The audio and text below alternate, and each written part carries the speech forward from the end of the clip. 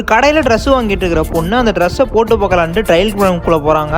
அந்த ட்ரையல் ரூம்ல ரெண்டு பக்கமும் மிரர்ஸ் இருக்கிறதுனால அவங்களோட ரிஃப்ளெக்ஷன் பாத்தீங்கன்னா நிறைய தெரியுது. ஸோ இவங்களும் ட்ரெஸ்ஸை மாத்தலான்ட்டு ட்ரெஸ்ஸை கழட்டு ட்ரை பண்ணும் போது தான் ஏதோ ஒரு சவுண்டு கேக்குது. அப்புறம் அந்த ரிஃப்ளெக்ஷன்ல யாரோ ஒருத்தர் தூக்குல தொங்குற மாதிரியே தெரியுது. அந்த பொண்ணு திரும்பி பாக்குது. அந்த பொண்ணு பக்கத்துல ஆனா யாருமே இல்லை. ஆனா ரிஃப்ளெக்ஷன் மட்டும் தெரியுது. எப்படின்னு புரியல. டக்குன்னு அந்த உருவம் கீழே விழுந்துருது. அப்புறம் அந்த கீழே விழுந்த உருவம் அந்த ரிஃப்ளெக்ஷன் மூலியமாவே அவங்க பக்கத்துல வர மாதிரி இருக்குது. அவங்க பயத்துல டோர் ஓபன் பண்ண ட்ரை பண்றாங்க. ஆனா டோரை திறக்கவே முடியல. இந்த உருவமும் ஒரு ரிஃப்ளெக்ஷன் மூலியமா அவங்க பக்கத்துல வந்துகிட்டே இருக்குது. சடனா எந்த சவுண்டும் இல்ல. ஆனா திரும்பி பார்க்க முடியாது. சடனா எந்த சவுண்டும் இல்ல. ஆனா அந்த ரிஃப்ளெக்ஷன் இருக்கதா இல்லையான்ட்டு இவங்க தெரிஞ்சுக்கணும். ஆனா அவங்களுக்கு திரும்பி பார்க்கறதுக்கு பயமா இருக்கிறதுனால போன்ல செல்ஃபி கேமரா ஆன் பண்ணி அதுல பாக்குறாங்க.